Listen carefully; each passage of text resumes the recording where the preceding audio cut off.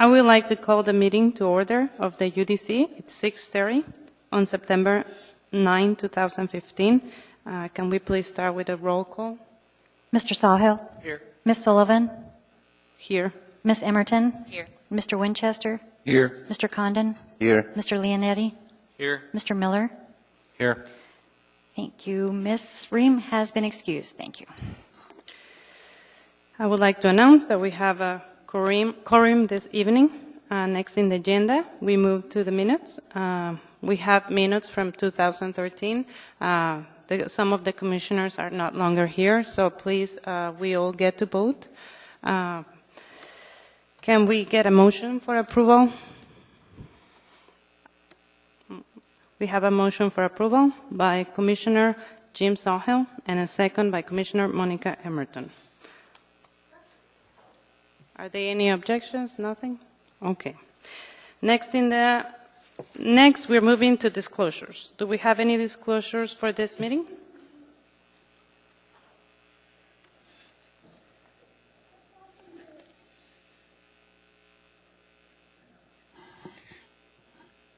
We don't have disclosure. Madam Chair, I did not attend the meeting of August 12th, and so I'm not going to be voting on that resolution. That's for the consent agenda? Yeah. Okay. Right. Correct. Okay, any other disclosures? Okay, now we move for the approval for the consent agenda. Can I get a motion to approve the consent agenda, case 2015-0067?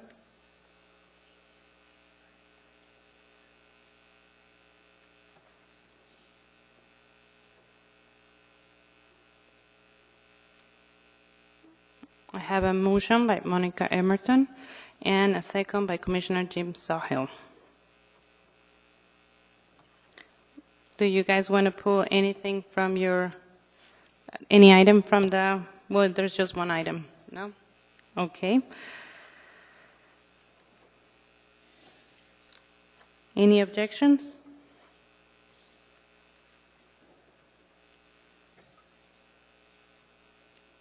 Okay, the consent agenda is being approved.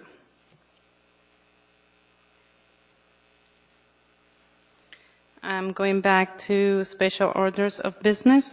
We have an information item, Anchorage Bowl Land Use Plan Map, public review draft for comment. Do we have a presenter?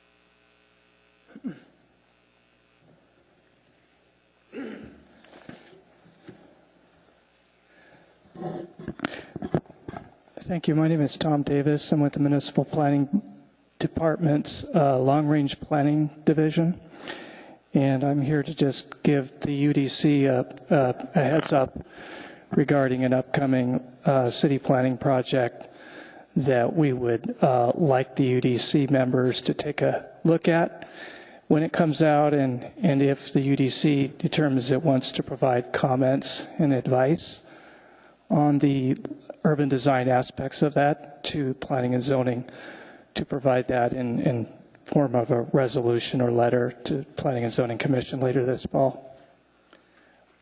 The Planning Department is updating its city land use plan map for a public review draft this month. We provided the Commission with an early heads up handout regarding the project.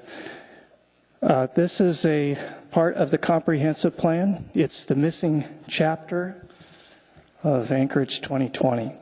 So what you and others will see is basically a chapter-sized document formatted like this, about 20 pages.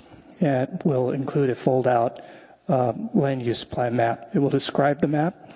It will also describe how the land use plan relates to other plans, to zoning, and possible actions to take to implement a new plan.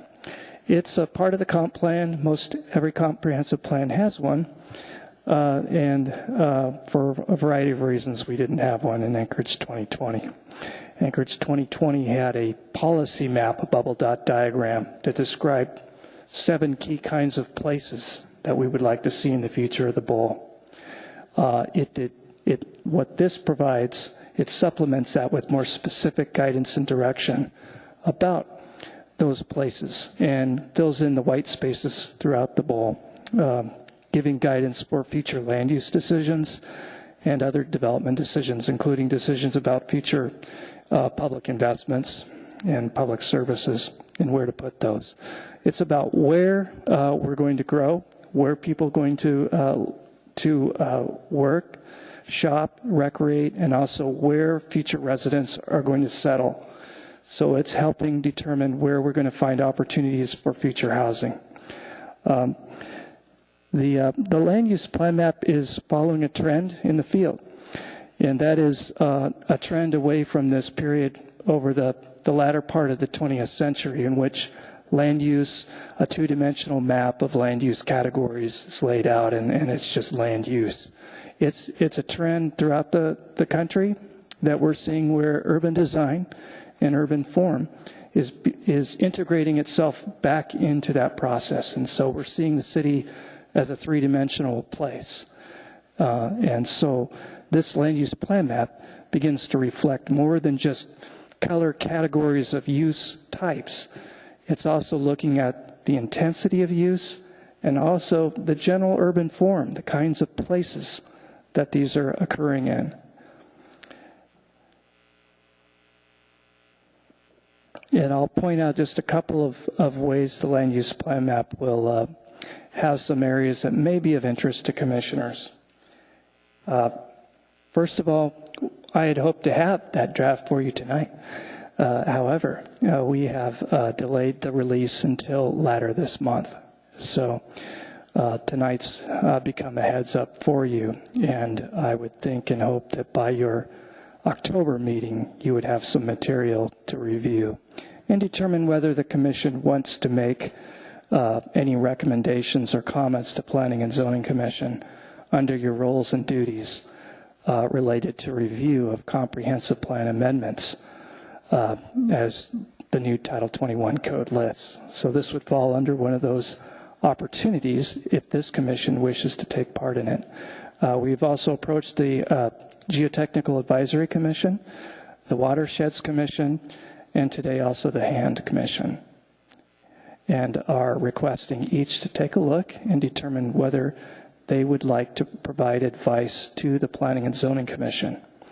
We will have the public review draft out for as long as we can, which is basically about as long as the officials and others in the community will allow us to have it out to provide you and other organizations throughout town the opportunity to provide comment.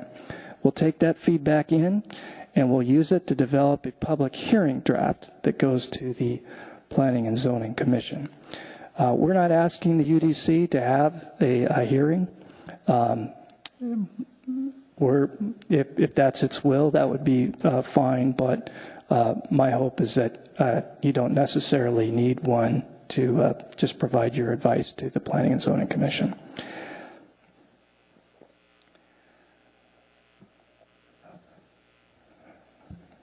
Well, I've provided two maps, and they're not really close enough to see, but when the time comes, we'll provide you each with a draft, and there'll be bigger versions online. But I just wanted to point out a couple of features. These are, there's about 20 categories of color on this map, and it makes it difficult to read. But it will be collapsible into about 5 or 6 types of places. We're talking about the building blocks of the city being neighborhoods, centers, like our mixed use and commercial centers, corridors, whether it's a Main Street style corridor like we hope Spenard Road might become, or more of your traditional suburban Old Seward Highway corridors. We're looking at our institutional campuses, whether a school district campus or whether the UMed district. We're looking at our industrial employment areas, and lastly, our open spaces. These 5 or 6 types of places make up the building blocks of the kinds of places we would like to create in the future. And all of the categories fall into those 5 or 6. The map will come with a key, a description of each. And I can tell you that we will propose incorporating in some very general, broad description of the type of place in that description, not just the type of use or the intensity or the density of housing or employment, but the kind of place it is. And in a very general sense, what's the scale of the building? What's the urban form of the place going to be? So it integrates urban design in that very general sense into the descriptions. Some of those categories are new. They describe the kinds of places that we don't see a lot of yet in Anchorage. And we intend to include, as best we can, illustrations or some photographs of the kinds of places these would be. Another design-related aspect that we're trying to make this map rise above the two-dimensional use type map is something we're calling off here in the corner here. There's a couple of categories that aren't color shades but are actually kind of overlays over them, and we're calling those growth supporting features. These are describing basically some characteristics of future development that help support concentrating future growth in these areas. And these include, first of all, transit supportive development corridors. Basically, this map is building on the Anchorage 2020 transit supportive development corridors. And secondly, something called Greenway supportive development corridors. Pretty exciting names. We're trying to figure out how to make those a little bit friendlier. But basically, the idea is we want to accommodate more people and more employment growth in certain centers, like Southern Midtown or several of our town centers. We want to attract more people there. We want to attract more development there.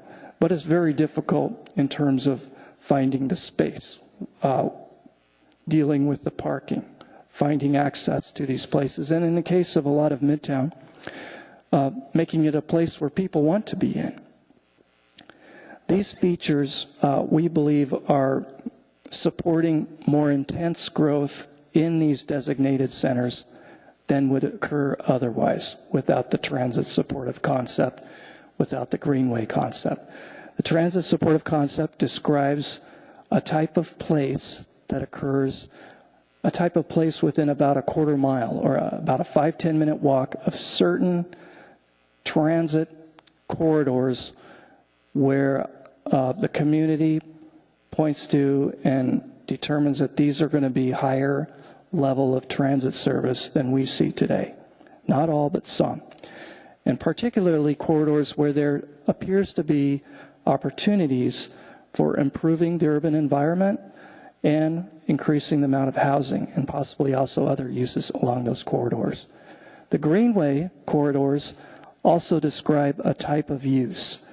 It's not a transit route or a trail route we're describing. We're describing a type of use and a type of place that would occur along, in the case of the Greenways, an extension of either a mini green belt or improved trail connection, particularly into and across southern Midtown.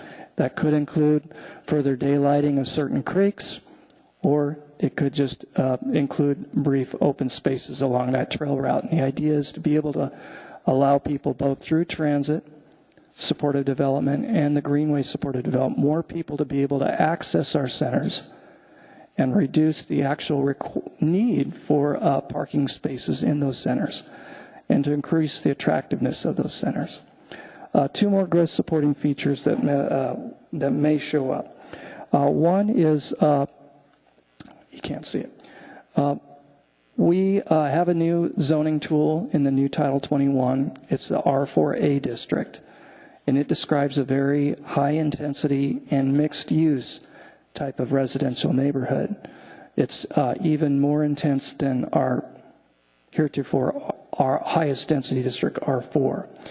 This map may identify the potential locations where that type of development could be appropriate. You might have an R2M zoned mobile home park today in Midtown, where this map may designate high density residential and throw that growth supporting overlay over it, showing the opportunity to do mixed use. And that tool can allow far more commercial than any of our other residential zones, but it also ensures that the city retains its residential land base, that there be a lot of residential involved too. And there are a lot of steps in order to make that work because it's difficult to make that kind of development pencil. And the map will discuss that. And lastly, we are exploring the possibility of identifying neighborhoods or areas of the Bull which have a more traditional urban street and development pattern as different from residential areas with the same density, the same kinds of uses, but a very different development pattern. Comparing like South Addition to the cul-de-sac area south of Diamond High School. They would show up on the classic land use plan map is exactly the same because they have residential use at similar densities.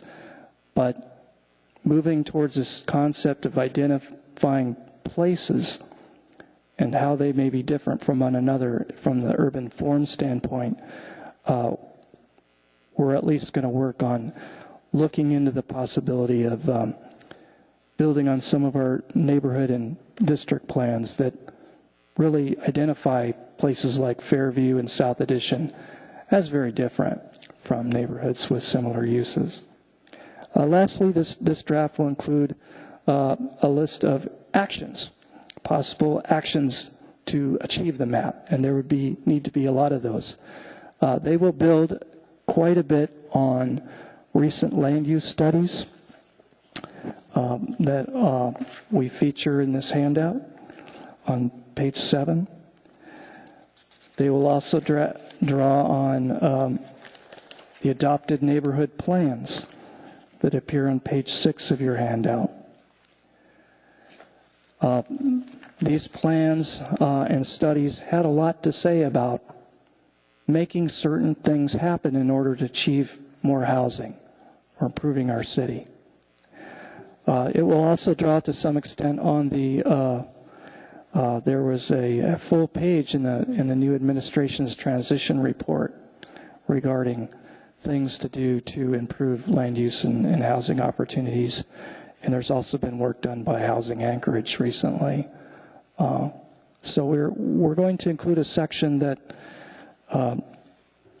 hasn't been included before with previous versions of this land use plan map. All of these sections could get to urban design. It's going to be very generalized, but if the opportunity is there, supposedly starting September 25th, but we'll see, for the commission to comment on it if it chooses. Thank you. Any questions? I have a fast question. Do there's any, by trying to promote density, are we having big changes with high restrictions, especially like downtown, where you cannot build up to certain stories? There's going to be some changes on that? In the downtown, in the central business district? Yeah, I would say downtown, yeah. And South Addition, Fairview? Yes. Okay. And in the residential areas? Yeah, we are working to calibrate this map to accommodate any kind of growth we anticipate within the next 20 to 30 years and beyond. And we don't really know what the future growth rate will be. The next few years seem pretty grim. However, this is a 20 to 30 year plan and beyond. So even a really bad economic climate for a few years over the average, we would probably still be looking at a variety of growth rates and accommodating those and ensuring that the building heights, the floor area ratios, and the residential densities, anything that we cover in this plan is we calibrate to accommodate growth. Now, that said, most cities that are doing the same thing also have height limits. And so even in our new code in the Title 21, the height limits for our highest density districts are very, very similar to the highest density districts in Seattle. So there are height limits, but we are, we're keeping an eye on the local conditions, the local economic conditions, and the climate as well. Thank you. Do we have any more questions? Well, thank you very much, Mr. Tom Davis. We are looking forward for reviewing the plan.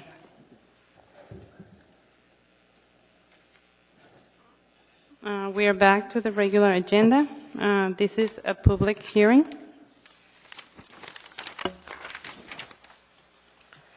The procedure by which the public may speak to the Urban Design Commission at this meeting is, after the staff presentation is completed on public hearing items, the chair will ask for public testimony on the issue.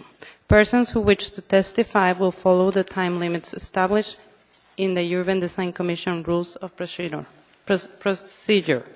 Petitioners, 10 minutes. Rebuttal by the petitioner might be allowed when time has been reserved. Representatives of groups, community councils, PTAs, 5 minutes. Individuals, 3 minutes. When your testimony is complete, you may be asked questions by the Commission. You may only testify once on any issue unless questioned by the Commission. An individual may have appeal rights relating to any action the Urban Design Commission takes, except Commission recommendations to the Assembly, which are not appealable. Appeals must be filed with the Clerk's Office within 20 days after approval by the Urban Design Commission of the resolution, which is the Commission's final decision. A fee for the appeal is required at the time of filing.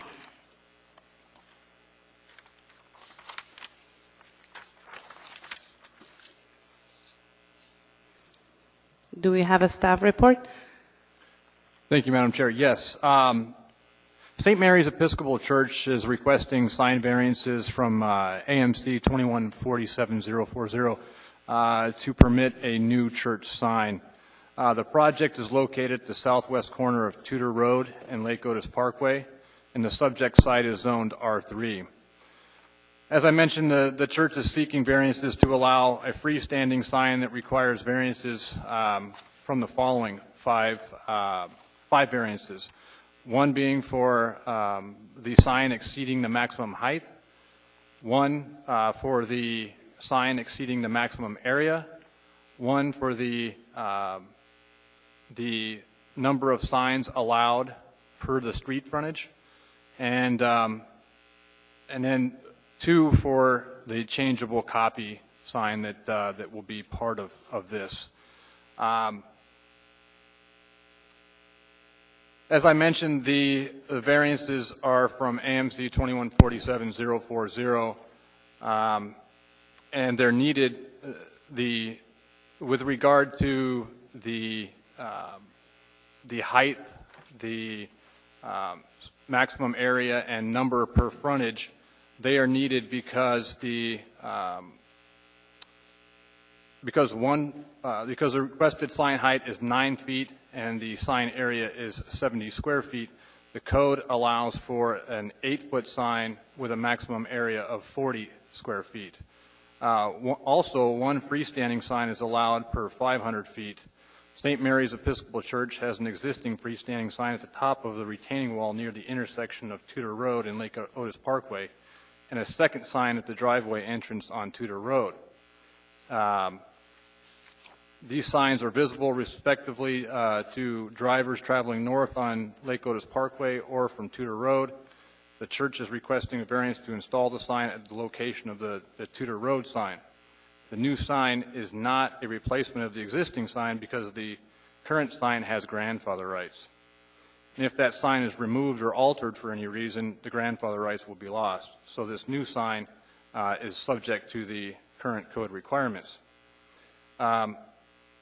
In addition to those variances, variances will be needed for the changeable copy portion of the sign, and the changeable copy is subject to the provisions of AMC 2147040 B3, which states electronic changeable copy signs is permitted for freestanding and building signs on parcels that are 9 acres or greater with a minimum of 500 feet of frontage on a street of Class 2 or greater classification in the official streets and highways plan. This parcel is 6.5 acres, which does not meet the minimum 9 acres. The 500-foot minimum street frontage is also not met. For the granting of the variance, the petitioner must demonstrate that all 5 standards have been met, and I'd like to go through just to get on record all 5 standards and basically broken down all of the requested variances. So with respect to the request to exceed the sign height and area, staff finds that this standard for standard number 1 is partially met. The petitioner's application notes that the sign site is at the base of a relatively steep slope near the main entrance to the church, which limits the viewing range of the sign to and around 180 degrees to the west.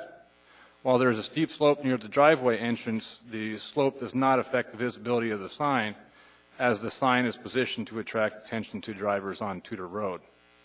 If the slope did not exist, the view of the sign would still not be 360 degrees, given its sign and location.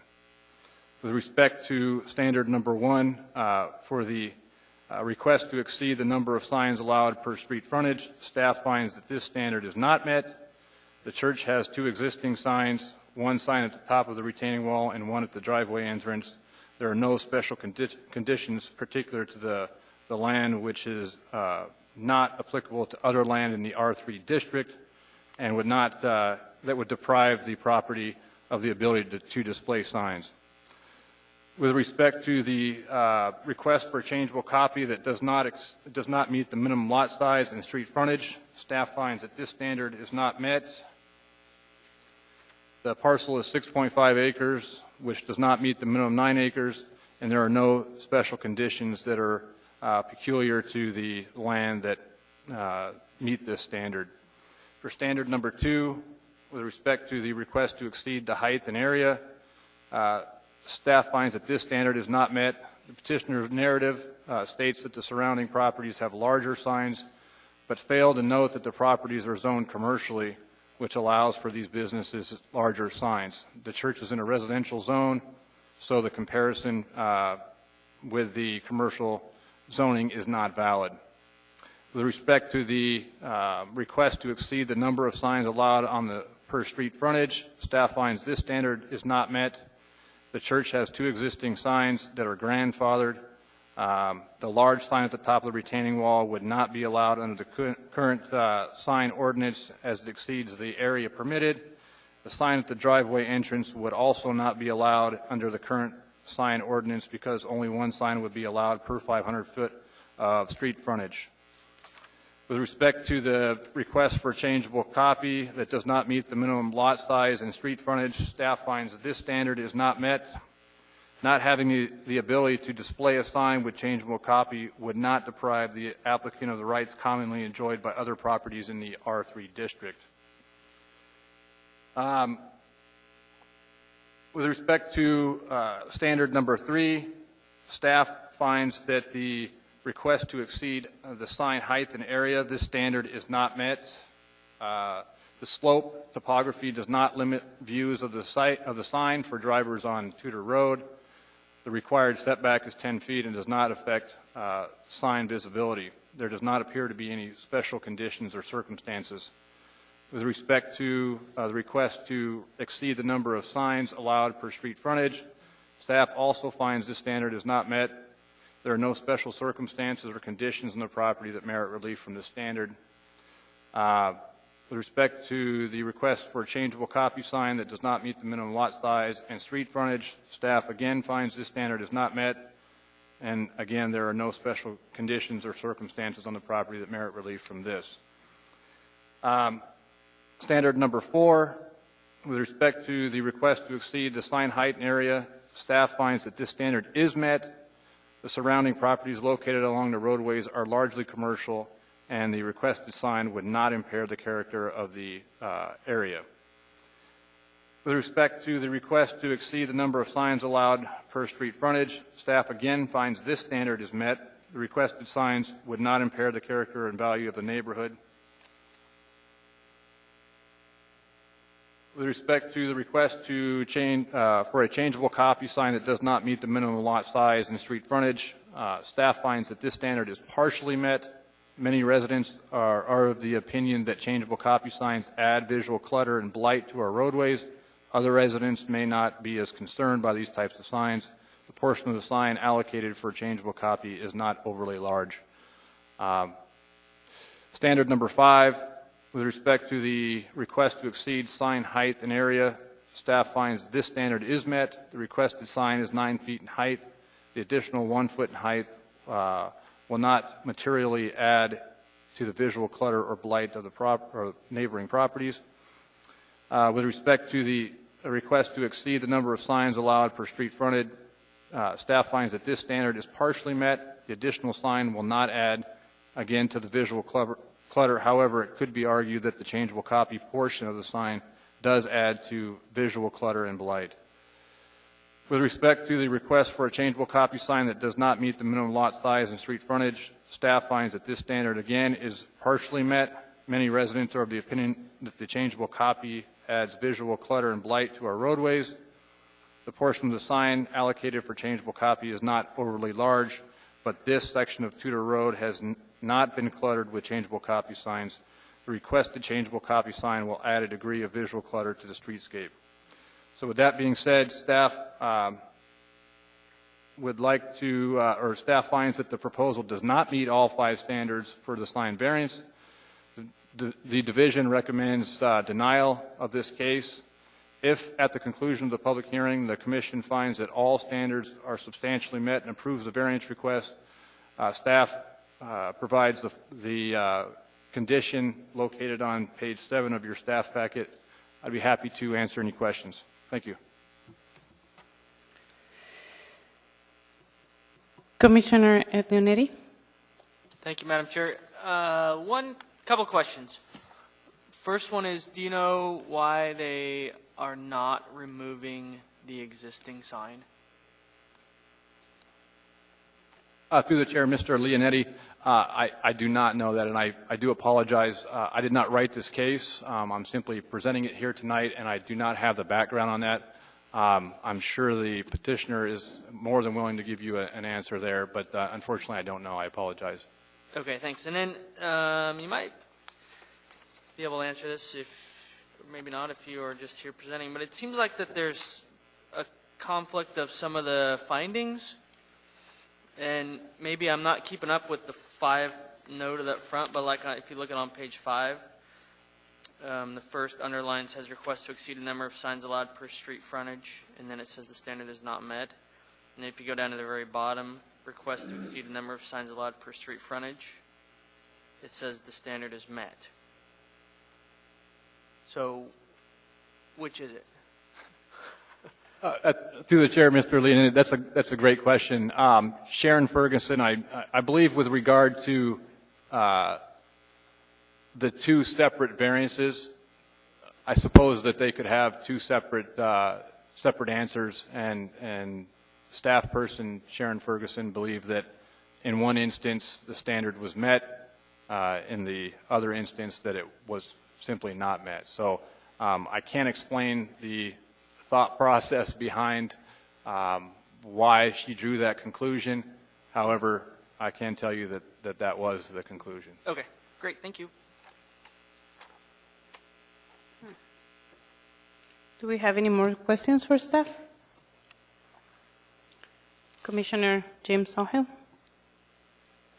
Thank you, Madam Chair.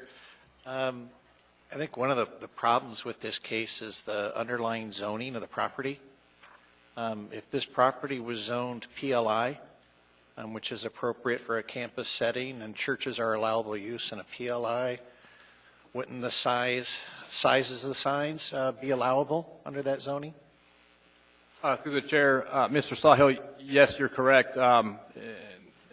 Sure that the petitioner is going to note this, but they own a piece of property directly adjacent to this property, which is zoned RO, and the signs would be could be potentially located on the RO property and would comply with the sign ordinance, being as though that they want to locate the signs on the R3 property. That's where the issue lies. So, you know, there are ways to potentially permit this sign, but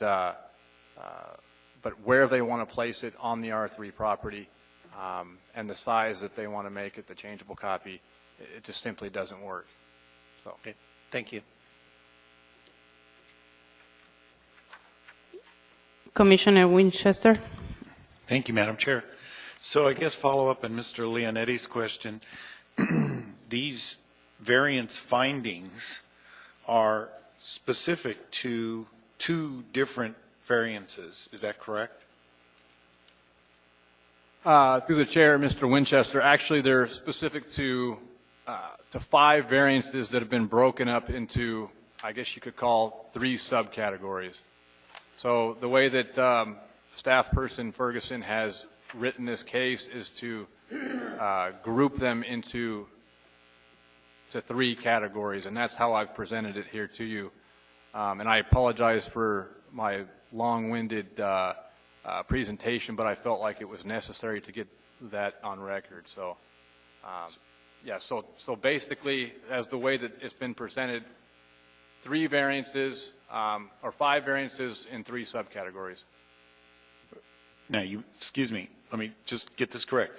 5 variances in 3 categories, or 3 variances with 5 categories? Because my understanding is it's 5, it needs to meet 5 requirements. And there are 3 variances? Through the chair, Mr. Winchester, individually speaking, there are 5 variances. The way that staff person Ferguson has written the case is to group several of the variances into 3 categories. And again, her reasoning for doing that, I'm not entirely sure.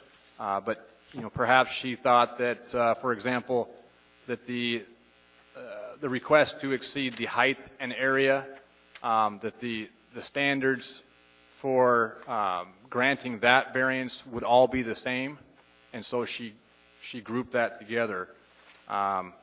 So that's kind of the way that this case has been, kind of broken up. But five individual variances. So the 5 variances are exceeding the maximum height, the maximum area, the signs allowed on a street frontage, the changeable sign, and I guess does not meet the street frontage for a changeable copy sign. And she's grouped maximum height and area in 3 different places. She's actually commented on requests to exceed maximum height and area. And that's what's confusing to me. It's like, okay, which one of these maximum height and areas applies to which variance? Because, in other words, it could have been better organized here because we're kind of confused to look at this and go, okay, 3 different times I've got to address site height and area. Well, 1, 2, 3, 4, actually. 4 different comments she's got to exceed the height and area.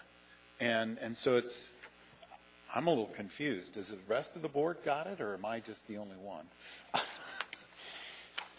Well, through the chair, Mr. Winchester, what I think that staff person Ferguson did was group them and then address each one of those groups within each standard. So for standard number 1, she went through the three groups of variances and determined whether or not she felt that standard was met. For standard number 2, she did the same, 3, and so on. So, there certainly is, this is not a simple variance. There's a lot going on here. And to be completely honest with you, it is confusing. I've been doing this a long time, and there's a lot to this. So, I completely understand where you're coming from, and I apologize that it is confusing.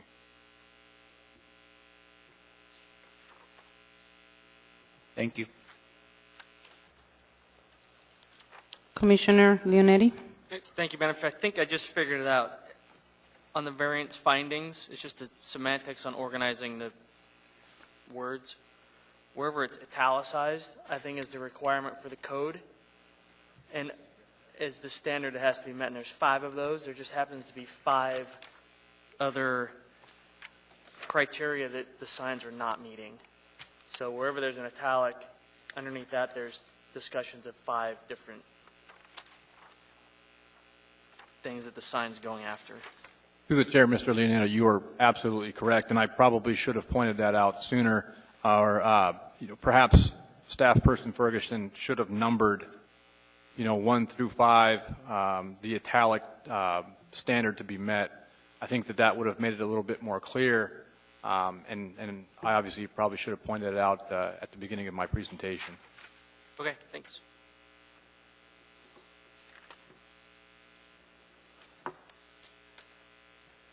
Do we have any more questions? Do we have a petitioner? Can you please state your name for the record? My name is Reverend Michael Burke from St. Mary's Episcopal Church. I'd like to reserve any unused time for rebuttals if necessary.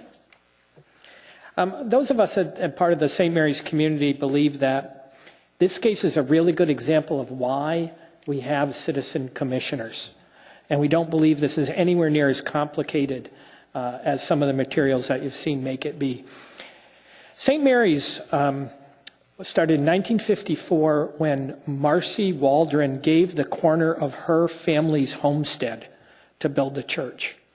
And in 61 years since then, we've grown with the community. And we've now become a campus that serves the much wider community. We have 29 Anchorage-based nonprofits and community organizations that use our building.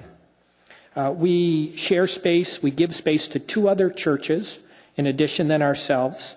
We have 9 different 12-step recovery groups. We have 2 child developmental centers, which actually can be very confusing. We have St. Mary's Creative Play School, which is Alaska's oldest developmental play school from 1967. And now we've opened our doors to welcome in Tenina, developmental center that got tossed out at UAA. And we've tried to accommodate their needs as best we can. We host the victim impact panels for the DUI re-education. All in all, we have over 900 people visits per week unrelated to St. Mary's Church worship.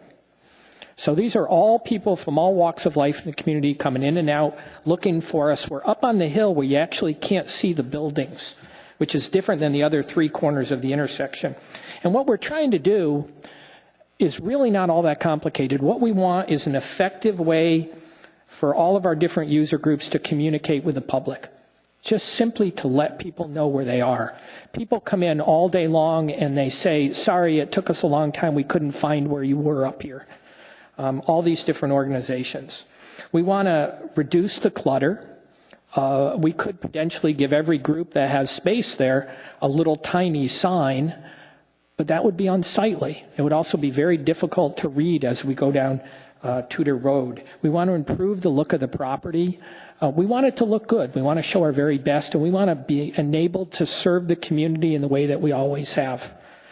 So what we're proposing is a sign that will be located to replace the sign that is currently there, which I understand has grandfather rights.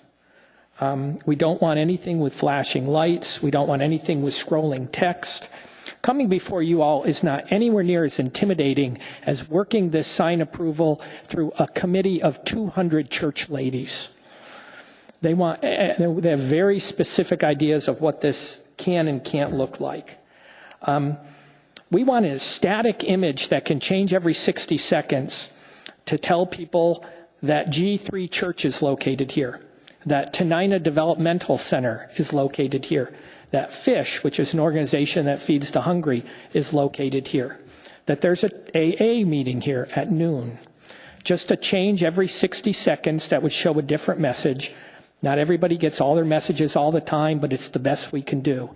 The actual space of the LED sign is only going to be about 21 square feet, 21.54, I think. So it's not, as large as the sign itself. We look out on 3 other intersections, all of which are B3 or B3SL, all of which have lit signs. The fact that we're R3 is a remnant of the fact that we haven't rezoned the property in 61 years. We don't look out onto any residential properties whatsoever. In fact, the community council gave us unanimous support for this. And they know us best. They're the most impacted by us. We have 2 driveways, one on Lake Otis and one on Tudor. We do have this property located just to the west of Tract 1B that we're talking about. It's called Tract C. It's an additional 9.5 acres. If that property line was not there, we would have more than enough frontage and acreage to not require these many variances. But that property line is still drawn there because we acquired that property later than 1954. Now, it's true, we could replat for $40,000 and change the property line, and we wouldn't need all these variances. But we would rather put that money into serving the community than to go through the Planning and Zoning Commission and time and resources. We think this might be an easier way to do this. We've worked with the community council. We've worked with the businesses across the road. They don't have any objection to this.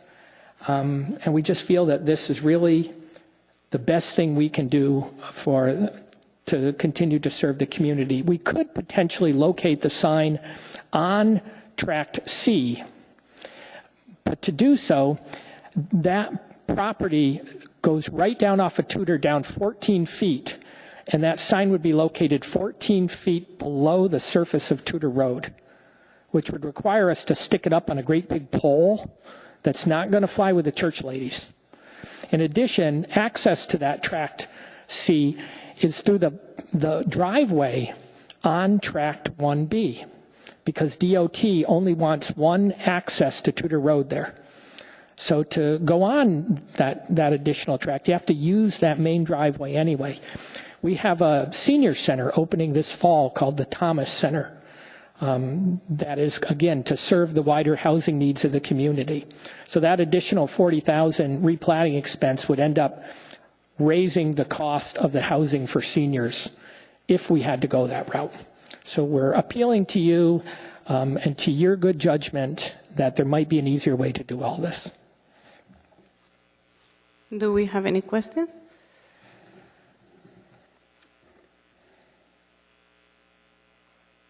Commissioner Winchester? Thank you, Madam Chair. So the 500-foot requirement is not met along Tudor, but you're saying that it would be met if you had both pieces of property. We're But- 10 feet short. We're 490. Thank you. That helps. But we own an additional, 300 feet. No, It's no. just at a different tract. Yeah. And you're not allowed, the law didn't envision the ability to combine tracts for the purpose of frontage. Right. It's an unusual situation. Everybody admits that. Thank you very much. Actually, I knew Mrs. Waldron attended the church since I was 6 years old, so I'm fairly familiar Yep. with that piece of property. I knew that it was not very much that you would have had 500 feet. And I guess I had one other question.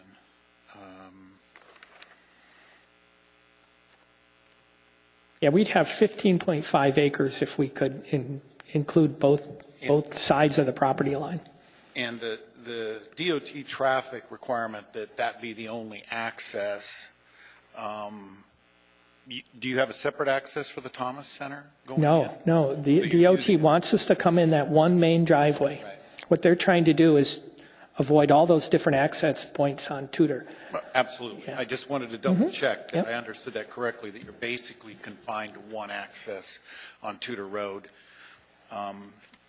And, I mean, I take it that both pieces of property are within the purview of the church and there's no intention that there's going to be any separation of these properties. If you want to get down in the weeds, no, there's no intention to separate them. In fact, the Thomas Center is being run by a subsidiary nonprofit called the St. Mary's Episcopal Church Housing Company.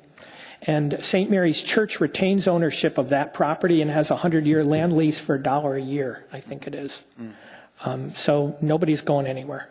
Yeah, it's all under one umbrella. Yep. Thank you. That's a couple of questions I had for now. Thank you. Commissioner Leonetti?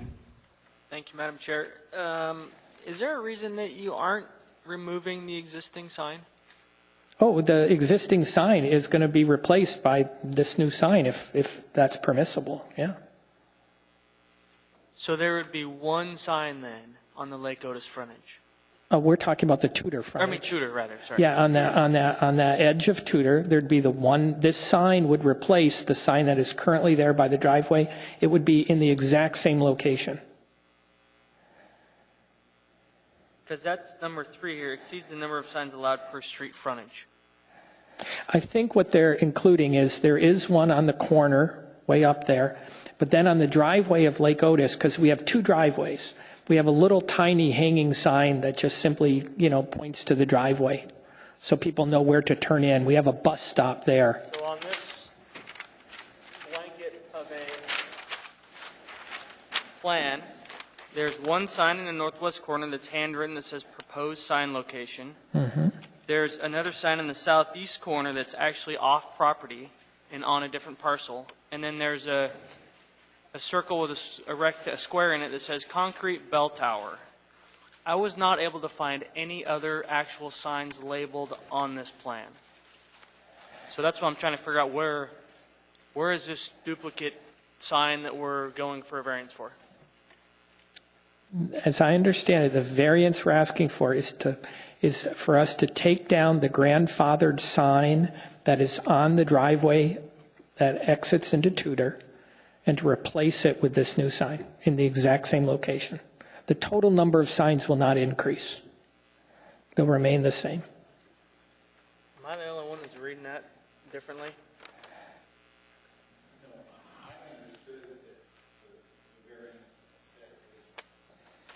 I did understand that they were going to keep all of the signs, and that was what Sharon was talking about. And it's not really clear where it states in the variance application that you're actually going to remove the existing sign, and maybe that was unclear to Sharon. If you look on this sheet right here, number 3, it says exceeds the number of signs allowed per street frontage. That means from Lake Otis to Infinity is one street frontage, and that street frontage exceeds one, Correct. which means there's two. That's correct. So where's There's the actually second one? two, and there's a little directional sign that actually is not there right now, but it historically has been there, that just tells you where to turn so you don't turn into the bus stop. I believe the second sign is at the corner. Is that correct? Right, there is one up on the corner. It's up above the wall Could up that there. sign be removed? It could. It could. That's the one with grandfathered rights. I would want to go back. I'd feel a little uncomfortable telling you tonight, absolutely. That sign was donated by the late Ty Thomas, who kind of is an important person for the community. So I would want to go back to the community and have some conversation around the removal of that. Well, if we don't approve the variance, that you get a Right. choice. You get your new sign, or you get to keep your second sign. Yeah, I understand. Okay. Yeah. Thank you. Yeah, and I think people would understand where you're coming from in that request, absolutely. Great, thank you for that clarification.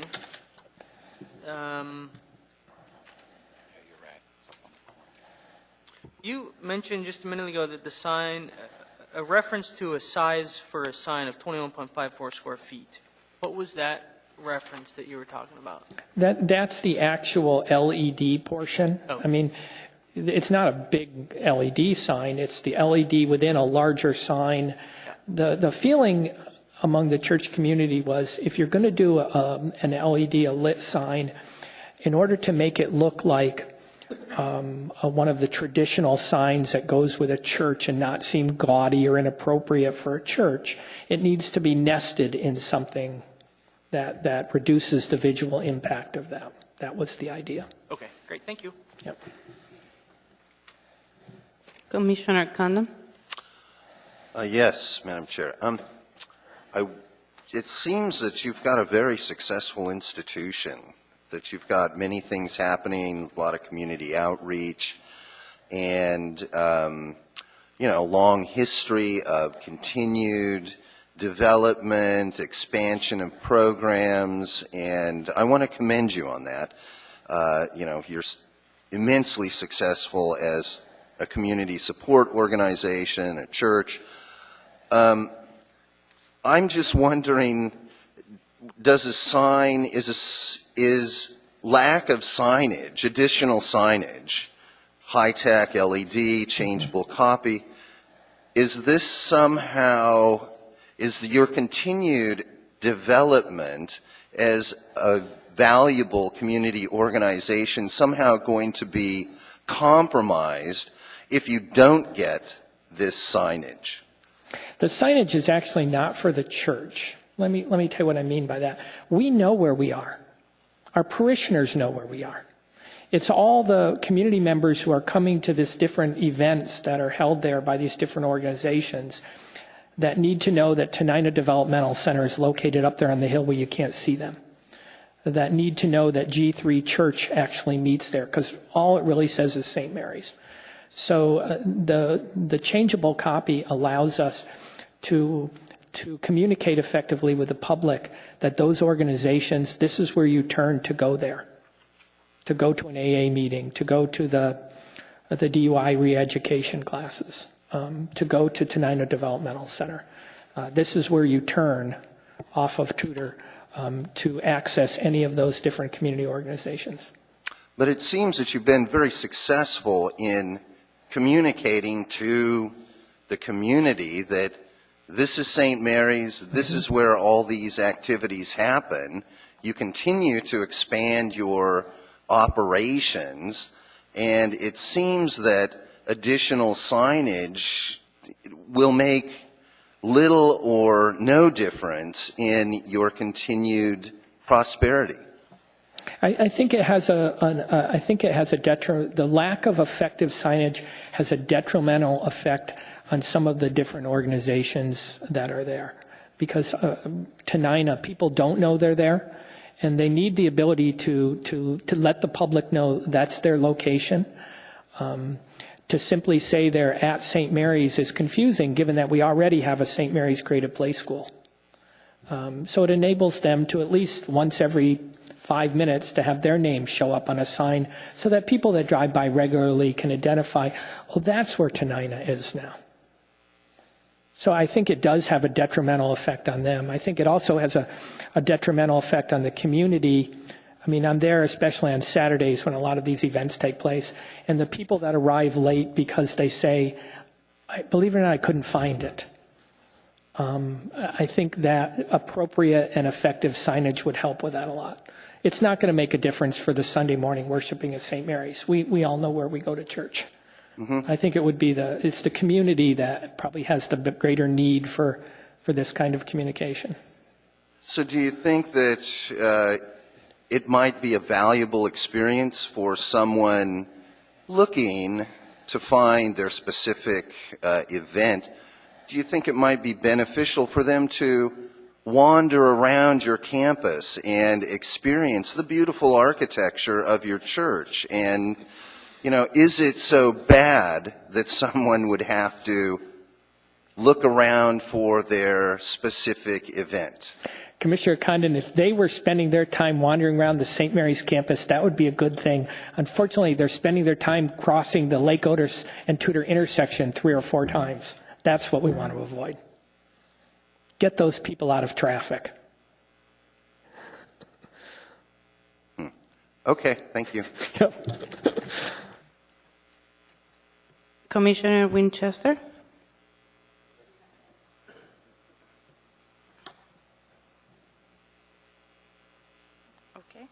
Okay, I think we're done. Thank you. Thank you all very much.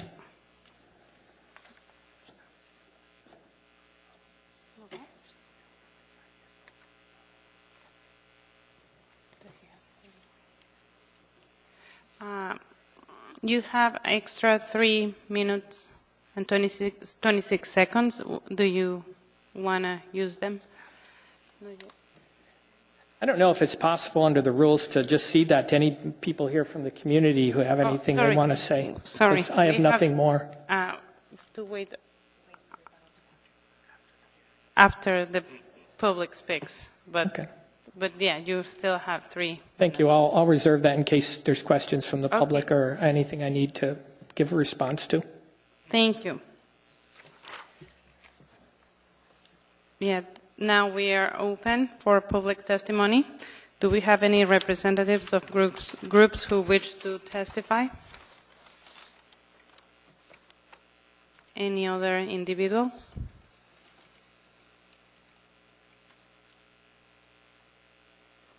Can you please state your name? I'm Neil Thomas. I'm a parishioner at St. Mary's Church. I'm also been involved with a sign committee that's been advising the church over many years about how to do this sign. And I'm also on the board of the Thomas Center that is building this facility for seniors under a grant from the Lowell Thomas family, Lowell and late Tay Thomas family. And I'll just relate one kind of tag along to the questions that have been asked by Commissioner Condon, and perhaps on the mind of some of you others, as to what's the underlying reasoning behind this sign. And I'll give it to you as a personal matter, because not only is there interest in making it possible for people to find all of the things that go on at this campus, and an interest in saving them what we all know can be a painful experience if you miss something when you're going back and forth from Lake Otis and Tudor at any particular direction. But there's also something of a safety issue. I can tell you I'm one who sometimes struggles to get to something on time, and so often I'm kind of hurrying to get there. And if you can picture yourself driving east on Tudor toward Lake Otis, you're kind of moving along quickly, and you have to get into a right turn lane that was created. That sort of explains the big high wall that's there. That was put in by DOT some 6 or 8 years ago, I think, to create a right turn lane, and that helped to resolve the traditional bottleneck as you came east on Tudor toward Lake Otis. So now there's a right-hand turn lane. Well, of course, everybody now is able to pick up speed and anticipate turning right on Lake Otis. And that's what most people are going to do. So what I've had the experience many times is I'm kind of coming down into the right-hand turn lane, not having any thought whatsoever about turning right onto Lake Otis. I'm going to go into the church campus, and everybody's barreling along behind me, surprised, even though I've got my turn signal on, and they're not alert to this somewhat inconspicuous driveway that presently is just marked by this static sign that you would hardly notice or know is there. So I do see something of a safety issue if we can get the sign that's been designed. A copy of it is in your packet in terms of the area of the sign and how it's laid out and so forth.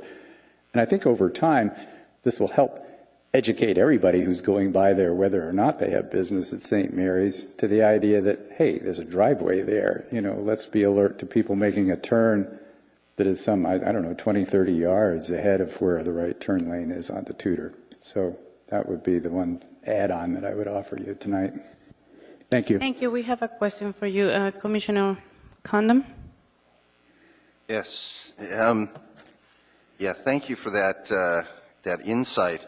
And it just brings to mind this idea of the safety issue. And if St. Mary's is indeed expanding in all these ways, and more people, more and more programs, more and more people wanting to use that turnout into your driveway off of what you have stated is, and I know it's a very busy, quick roadway, the more people who are going to be accessing that driveway, I think could potentially lead to, some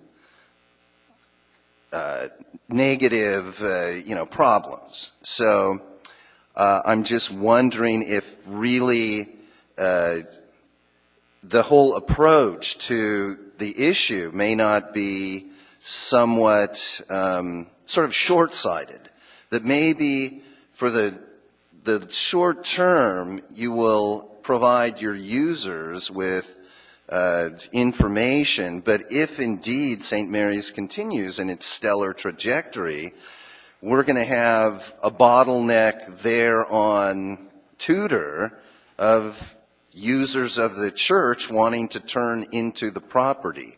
And maybe the approach is to consider some way of providing safe, easy access to the property, and the signage issue is sort of moot. Well, I would offer a couple things about that. One would be that I would be inclined to defer to DOT that really has the resident expertise in how to make intersections safe, how to make driveways safe, and so forth. And I believe in the packet we've got their sign off on this whole packet, and I would expect that they would have looked at it from the standpoint of safe access and whether the sign either contributes or at least doesn't create a problem that we wouldn't want to have. Second, I think my observation about the use of the campus is that it's not the sort of place, except like maybe Easter Sunday or some major holiday, where you have lots of people making that turn all at once. Instead, it's the AA group at noon, and maybe that's 20 or 30 people and 15 cars, and then they go and there's somebody else, and then there's the preschool in the morning, and they've got a couple dozen cars coming in, and then they're picking up kids in the afternoon. It's sort of a steady come and go, but it's not the sort of thing that you would think of would be creating a bottleneck. And indeed, to the extent that there could have been any of that, it was fixed largely by the addition of that turn lane some years ago. So now, through traffic has 2 lanes to go east past the campus and crossing Lake Otis, and we have this third lane of only the people who are going to make the turn into that driveway or subsequently the turn right on Lake Otis. Okay. Thank you. We have another question. Commissioner Winchester. Thank you, Madam Chair. So the question of the access off of Tudor Road, and I think it was mentioned before, also includes access to the new Thomas Center, correct? Yes, sir. It's a shared driveway, and again, we were helpfully advised by transportation how to do that and how to make improvements to the whole driveway configuration to make that entry safe and acceptable. And there's some real topography issues just to the west of that driveway, as was mentioned, that the sign would end up down in a 14-foot hole ravine, and I know there was some substantial issues related to that even when that second piece of property came online. How, in terms of, in other words, DOT has basically dictated this is the entrance for this 1,000-foot of property, as I understand it, or Exactly. It's the safe access. It's Right. the existing access, Right. which there's no reason to provide a separate curb cut and then either have to endure all of the fill that you'd have to do to fill in 14 feet or drop down, come back up, and or put a sign way ahead of where the actual driveway is on poles and posts that isn't going to be particularly nice looking at all. Yeah, it's down in the wetlands area there. Yeah. Way. This kind of, you picture coming up to a driveway and the driveway is here, the sign is right here in front of you. So it's quite obvious that this is where you should be making a turn and do it safely. And I think DOT has properly assessed that that's far enough back from the Lake Otis intersection. That's in fact where they recommended that the access be, because there's many car links to the Lake Otis intersection where your driveway actually takes off. And, okay, thank you. Thank you.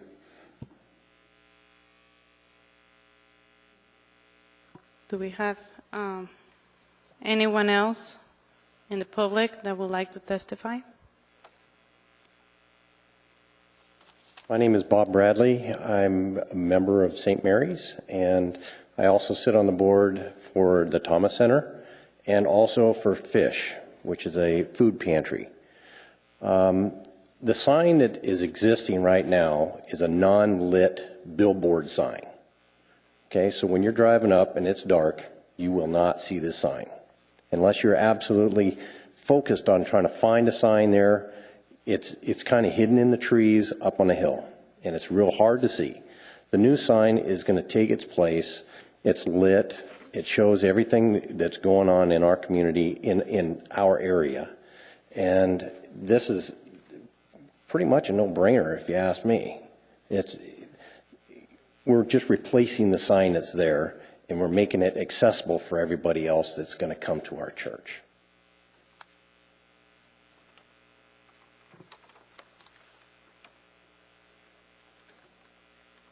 Commissioner Leonetti? Thank you, Madam Chair. Mr. Bradley, you mentioned that we're going to replace the sign that's there, and I mentioned earlier that basically I couldn't find it in the packet. Now I have. But have you looked at this? I did. This case packet. So on page 11 and 10, it shows a sign in what I would interpret the same exact location as the proposed sign. The proposed sign will take the place of a billboard sign. Okay. Yes. Okay, thanks.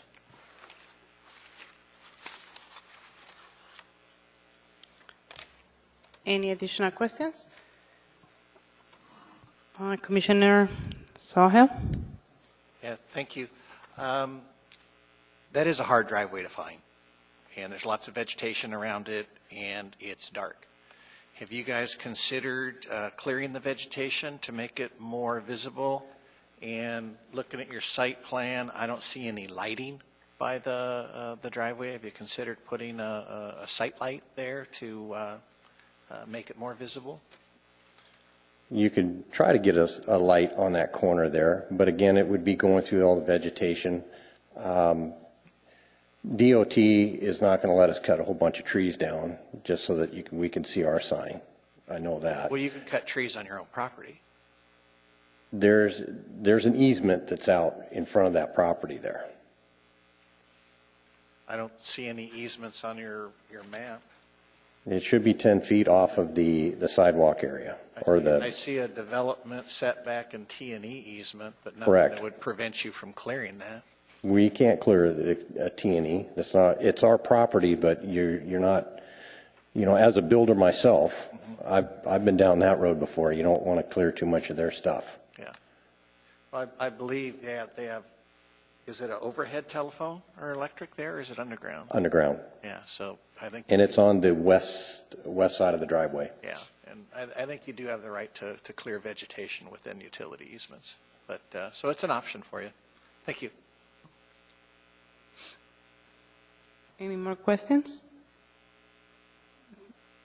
Thank you. Thank you. Do we have any other individuals that wish to testify?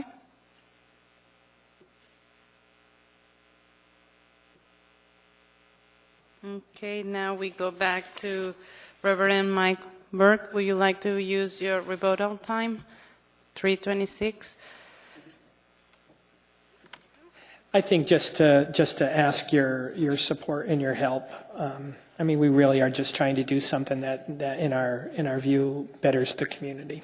I mean, we don't want anything more than to let the community effectively know what's happening there, so they can get there safely and easily and get home again. I think evidence of that is the amount, even the unanimous support we got from the community council, which usually comes up with every good reason they can think of that where something might be problematic. And in this case, they've been unanimously supportive. And we're their neighborhood, so I think they know us pretty well. Thanks. You have a few questions. Commissioner Winchester? Thank you, Madam Chair. Sir, one other question I had was the existing sign, do you have any relationship to the square footage of the existing sign that would be removed to the new one? Do you know how much? How large the It's existing sign? 40 something, but I don't know whether that's calculated with it's one big panel and then two side panels that hang. And I don't know whether they just count the square footage of the panels or of the whole space it takes up. So I'm a little imprecise. Yeah, it looks like it's at least 10 to 12 feet long and 4 to 5 feet high. So it's something on the order of 60 to 80 square feet. I don't know. And My guesstimate is probably closer to 60 than 80, but it's probably in that range, yeah, depending, again, on how you measure it. So we're replacing a 60 to 80 square foot sign with a roughly 70 square foot sign, it appears. Is that correct? Am I missing something? That's correct. And again, the lit portion is a small portion of the total sign square footage. Understood. Yeah, I'm just trying to get it. And we tried to do a nice slope on it so it fits nicely into the contours of the hill so that it's an attractive sign. I mean, we didn't want to just throw up some big square box. We wanted it to really look tasteful and contribute to the community in a It seems in a to follow positive way. some of the curves that are in the top of the wall. Yeah, we spent 2 years kind of coming to an agreement on what that design would look like. So a lot of thought. It's probably gone through 200 different people in the church and different user groups, given their input and ideas about that design. Yep. Thank you. Okay, we follow with Commissioner Leonetti. Thank you, Madam Chair. Reverend Burke, that last dialogue was helpful for me because it sounds like now, even though the case packet doesn't talk to it, that the sign existing that's there is going to be removed. The sign that is there by the driveway will absolutely be removed if we're able to put up the new sign. Absolutely. Okay, Yeah. great. Thank you. And then It's located in the same exact spot. that's right. That's Yeah. what was perplexing me. Yeah. It's like, how do you not take that down and put up a new sign? I don't know where the misunderstanding came from. It's always been our intention that we're taking one sign down and putting another one up in the same spot. Okay, cool. Yeah. There was a comment from the public that was talking about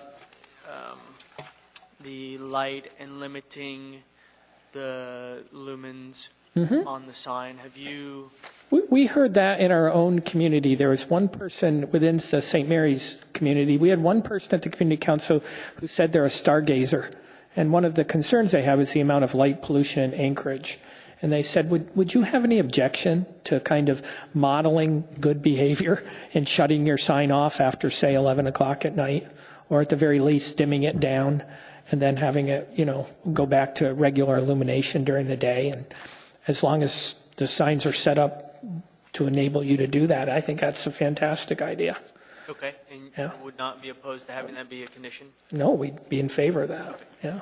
Great. And then on the vegetation side, have you guys looked at the sight triangles and views through the vegetation that Mr. Sahil was speaking to earlier? Help me understand the question a little bit better. So the sight triangles of as you're standing or sitting in the driveway looking to the left, obviously there's going to be a clear view for seeing cars, and what Mr. Sahil brought up was that perhaps if people are having a hard time seeing the sign and approaching the driveway, that some of the vegetation that's on the right-hand side would be removed. Mr. Bradley was speaking to it, I believe, also. Yeah, we definitely want to make sure that people who are both entering and exiting that driveway have really clear sight lines onto Tudor, but also so that vehicles on Tudor can see them effectively. Part of the difficulty is because of the placement of the existing sign back from the road, that it's a little bit out of your line of vision. So because it's not illuminated, it doesn't really draw the attention of people unless they're specifically looking for it. And I think a new attractive sign that has some kind of illumination, especially given that we live in a city that's dark half the year, I think that's going to make that a much more visible and a much safer situation. Okay, thanks. And then one other question. There's some dialogue in the case packet about or perhaps your case packet about the design of the sign design size is based on established tables of minimum acceptable viewing distances for digital displays as seen by passing traffic. This has been kind of one of those topics in the past with the commission, like what is that standard and why is your sign so much larger than what the code thinks it should be? And the only thing I've heard is because we want people to see it. And I get that. But there's also codes here that people have gone through the motions to believe that you can see things. So the real question is, what was the standard that you guys used? You have three lanes of traffic, 4 if you're counting the turn lane. So vehicles are further away than they might be on another roadway. Part of what we looked at was, actually standing at the various vantage points and observing what would and wouldn't be a sign that you could see without distracting a driver to the point where they're trying to read it. And that's one of the criticisms of the current signs, is the wording on them, the lettering on them is small enough that you get this effect where a car slows down, puts the brakes on, and cranes to try to see the sign. And that's the kind of thing we want to avoid. So that means that we're going to have to be very responsible in making sure that we don't put text on there that's too small. We have to have a minimum font size so we don't get that effect. And I don't know what that is, but we're committed to making sure that whatever we have there is truly visible, and with a good resolution and good sight lines. Okay, good.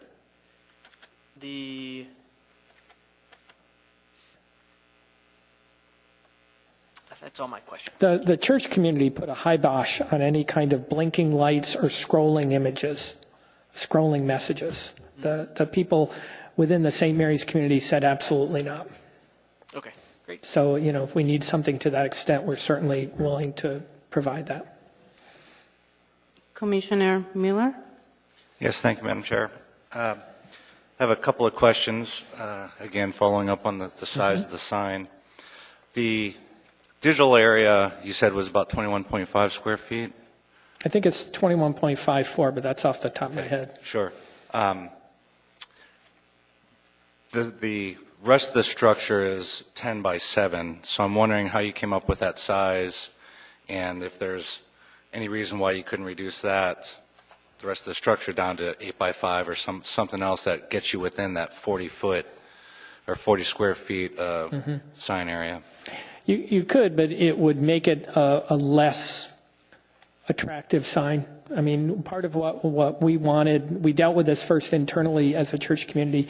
People wanted a sign that looked good to the community. I mean, we heard a lot of criticisms, especially about some of the commercial signage, that it looked cheap, it looked gaudy, and people really felt that this needed to be, especially if we're going to use any kind of illumination, this really needed to be set in a larger piece so that it was attractive and tasteful was the word that kept coming up. People said, look, if we're going to do illumination, which we understand is important, this really needs to be tasteful, which means you can't have it on the highest illumination. We don't want this to look gaudy. We don't want that to be our image in the community. We're not selling something. Okay, thanks. And then next question would be, what are the hours of operation that you're, as far as going into the evening, you mentioned 11 o'clock. Is that the latest that you have people coming there, or? We do have an AA group that meets at 9:30 and doesn't get out till probably 10:30, 10:45. But pretty much everything in our building shuts down at 9. Sometimes they're cleaning up till 9:30, but there's really very little or no entry in and out of the property after 9 o'clock. So what would be an acceptable time to shut the sign down in the evenings? 11 o'clock would be just fine. I mean, you could probably go a little bit earlier, but if you want people to know where to go to pick up somebody who's at an event, to play it safe, you'd probably say 11. Okay, thanks. And then last question. Do you have any opposition to removing the sign that's currently at the corner of Lake Otis and Tudor? I don't. I just ask for some, I'm trying to think in my head how I'm going to do, whether I'm going to get, you're going to have a missing pastor because, who gave you the right to give that sign away? So I understand where you're going with that, and I'd be supportive. I just got to figure out how I go back to the church community and say, look, this is an important thing. Okay, thank you. That's all. Commissioner Sohil, sorry, Rev, I think you still have a question. Sorry. Commissioner Sohil? Mm-hmm. Yeah. Thank you, Madam Chairman. I'm struggling with the variances, and I'm struggling with the number of variances. 5 variances is a lot. Mm-hmm. Getting sign variances, as you've seen from our standards, is hard. Right. And it's intentionally hard. Mm-hmm. The places we seem to get the most variance requests from are large campuses like Providence and Regional and UAA, and the other place we get them is churches. Mm-hmm. And one of the issues I think you have here is you're in the wrong zoning district.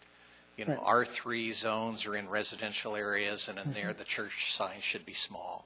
Mm-hmm. And you're on a very busy street, and that makes it different. One of the things I thought when I read your variance standards write-up was, I wish you got help, because I think maybe you have a better case than your write-up presents, but that's what we have to judge this case against. Right. And so this is going to take a while, and I hope you bear with me. But we have 5 variances, and of those 5 variances, we got to find that all 5 standards are met on each and every one. Mm-hmm. The first one I'd like to talk about is exceeds maximum height. And again, you're not a lot over, you're a little over. Mm-hmm. You're 8 foot instead of 7. I kind of look at your sign, and it's kind of on a hill above your driveway, so it looks very visible to me. And so I'm having a hard time seeing why it needs to be a foot higher and why it can't be 7 feet. So, the first standard we have to find that you meet is, strict interpretation of the provisions of the sign ordinance would deprive the applicant of common rights enjoined in other properties in the same district under the terms of the sign ordinance. So how is that sign on a hill on Tudor Road special and need an additional foot of height? I think if you measured it to the low end of the sign, it's not that high. It's high because of the way we have that scalloped sloping edge, which is designed to exactly mirror the topography that is behind the sign. So that was an aesthetic addition to the sign. The purpose here was to make the sign look more attractive to the community instead of a boxy look, which we see all over town, to make something that architecturally fits into the landscape and blends into the hill in a way that's not jarring. So I think if one wanted to make the case, it would be that actually that's an architectural feature that's not an integral part of the communication function of the sign. It's there actually to make the sign more attractive, which is, again, the larger purpose of why we have sign ordinances. Right. Why couldn't the 2-foot base just be 1? The 2-foot space? Yeah. You have a 2-foot base and a 7-foot high sign for a total of 9. That was recommended by the sign company, and I don't know all of the reasons for that. Yeah, the base is 2 foot, and I don't know whether there's a structural reason for that, why that couldn't be reduced, whether that changes the aesthetic appeal of the sign tremendously. Again, what we were kind of going for was something that looked good to the community. So part of the design was, and it went through, like I said, 2 years of design work by all kinds of different people and groups, and this is where they ended up. But I didn't sit on in every one of those meetings. Sure. I don't know how we ended up with a 24-inch base rather than, say, a 14-inch base. The next is, I'm not a big fan of changeable copy signs. Mm-hmm. I find them a little gaudy and loud and distracting on high-speed roadways. And, approving a variance to enlarge the maximum area of a sign to allow clutter along the roadway is difficult for me. Mm-hmm. And so I think, again, what is, I think there's other ways to make the sign visible through lighting, and I think that would be important. But I'm having a hard time with a bigger sign for a changeable message.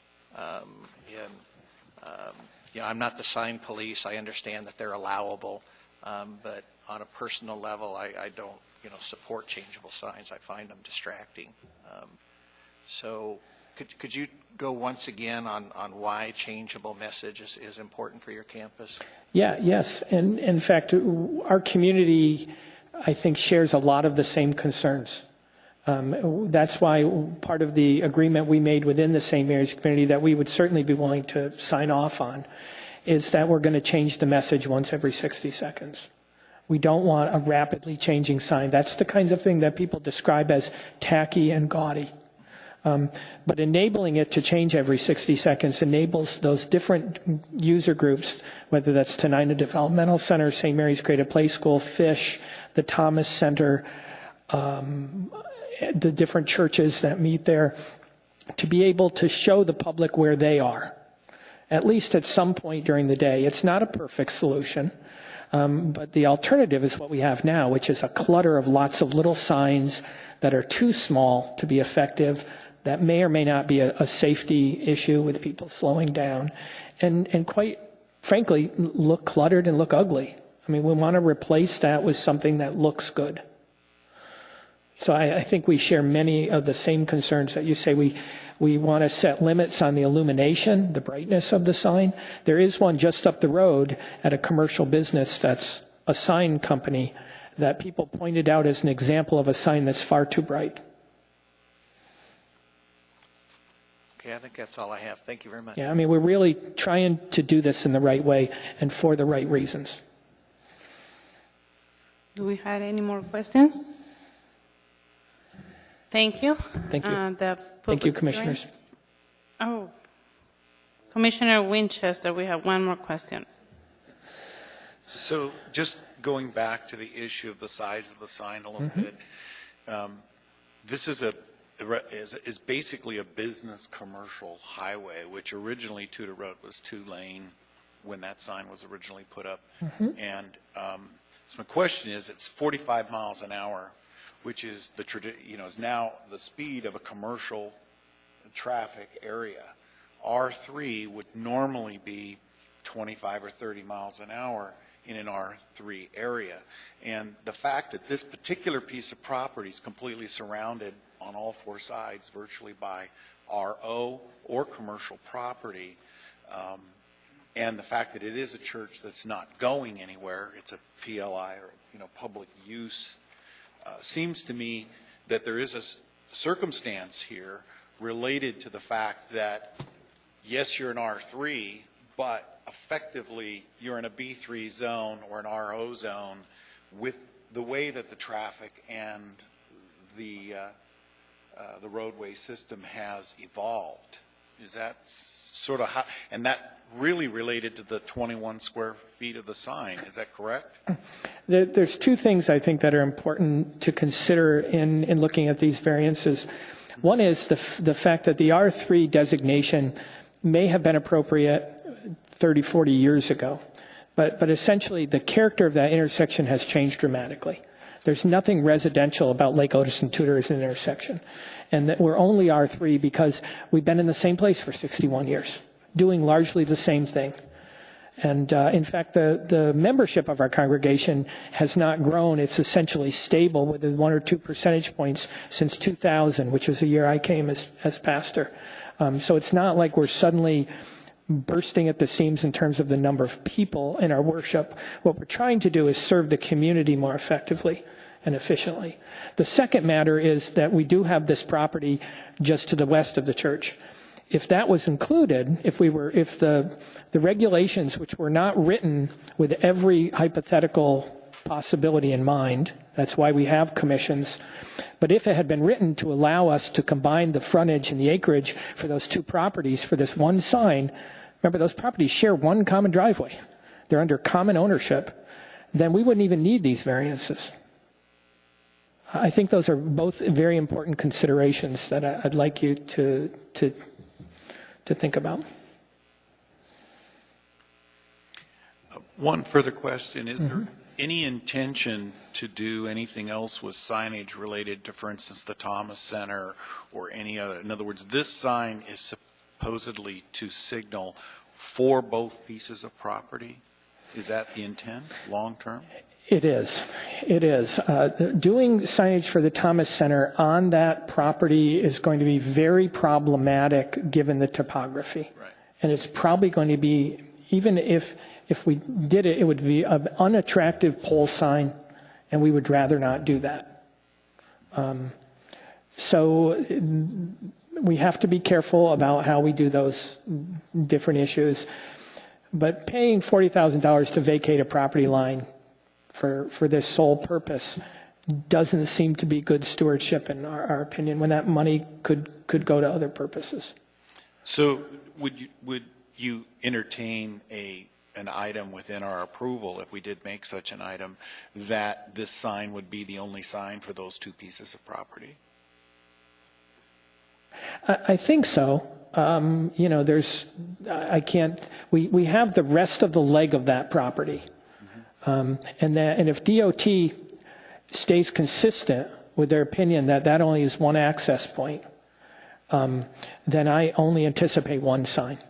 Now, if DOT changes their mind down the road and says to do some community development on the rest of that property, the rest of that dog leg of Track C, you have to have a separate access road, then one sign at a different driveway up the road for those yet to be developed properties isn't going to be feasible. I just can't see how that could work.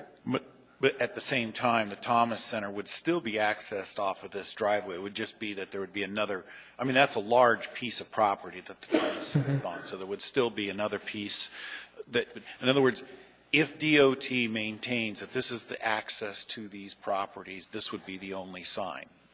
Yes. What you would accept. Yeah. If for some reason DOT said, 500 feet down the road and you subdivide off 4 acres and turn it into residential housing on the far west end, you would then obviously have another access point and potentially another sign. But at this point, this is the only sign for that entire property, and certainly the property that is the Thomas Center and the church. That's correct. Now, there is directional signage once you get up into the property that shows you which way to turn in the various internal driveways. But as far as Tudor road frontage, I can't envision a scenario right now where there would ever be a separate sign there unless DOT changes its rules. And it would be an entirely different entrance that would be at least 500 Right, and you'd have to build it all up to the level of the road. I can't imagine what that would look like at this point. Thank you. That was kind of what I wanted to go through. Commissioner Leonetti? Thank you, Madam Chair. I had a question for Mr. Whitfield. Could you confirm that the size is in compliance with RO or PLI? Through the chair, Mr. Leonetti, yes, I will do that if you could give me just one moment to consult the code. Yep, thanks.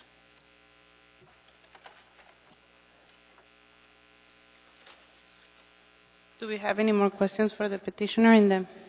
No? Thank you all. Thank you.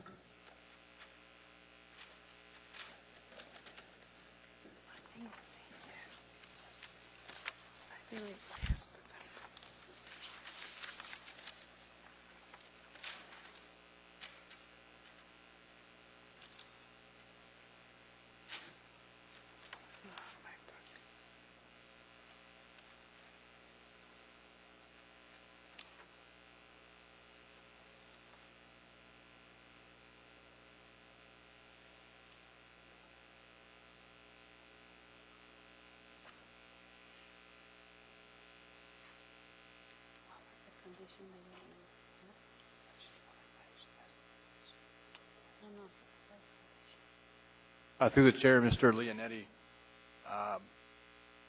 freestanding signs in the PLI and RO district are limited to a maximum height of 15 feet with a maximum area of 120 square feet in the PLI and 80 square feet in the RO, with one sign being permitted per 300 foot of frontage, up to a maximum of 2 signs. Great, thank you.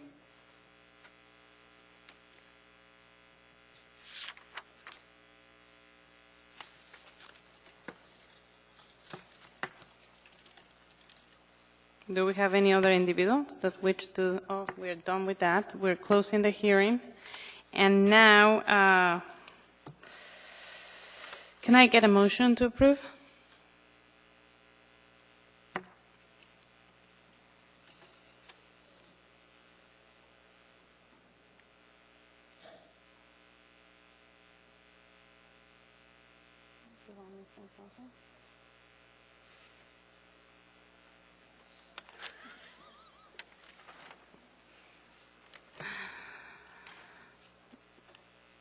We have a motion to approve by Commissioner Sawhill and a second by Commissioner Winchester.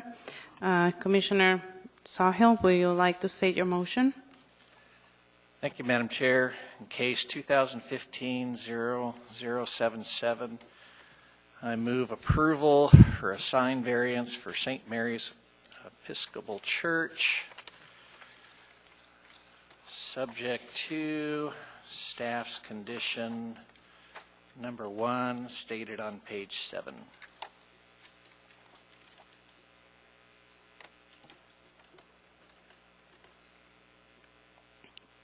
Would you like to speak to your motion? Thank you, Madam Chair. I'm struggling with this variance.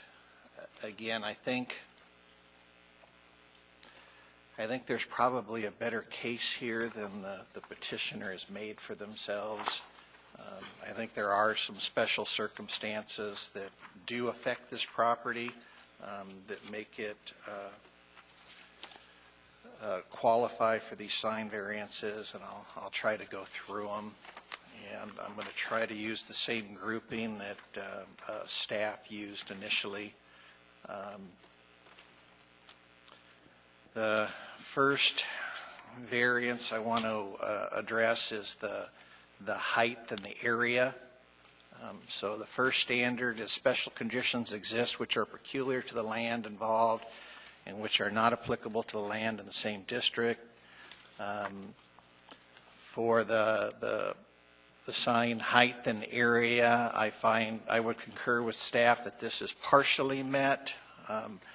The property is slope affected. It is a large campus with many different uses in those, and they're also located on a major arterial with a high-speed traffic going by.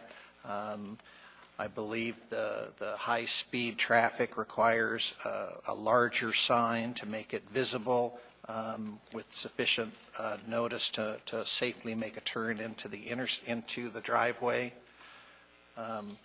Standard number 2 is strict interpretation and provisions of the sign ordinance that deprive the applicant of rights commonly enjoyed by other properties in the same district under the terms and conditions of the sign. For the sign height and area, I would find the standard has been met. Again, I would bring into this that it's effectively a larger site than is before us, because there are 2 parcels of land that are under the control of one organization, and I think effectively those 2 parcels act as one in providing a larger area for us to review. I think a 40 square foot sign, again, along Tudor Road is not adequate at this location, and I find that it's in harmony with this commercial district and not out of character with the neighborhood. Standard number 3 is special conditions and circumstances do not result from the action of the applicant. Such conditions and circumstances do not merely constitute a pecuniary hardship or convenience. Again, I find the standard has been met. I think there are physical conditions to the property that were not caused by the applicant. They have a grandfathered sign of similar size that they will be removing to replace this, and I would find that those special circumstances of topography and fronted on a major arterial are not caused by the applicant. Standard number 4, granting the variance would be in harmony with the objectives of the sign ordinance and not impair the integrity, character, utility, and value of the neighborhood properties or otherwise detrimental to the public welfare, and will not permit a use that is not otherwise permitted in this district on which the property lies.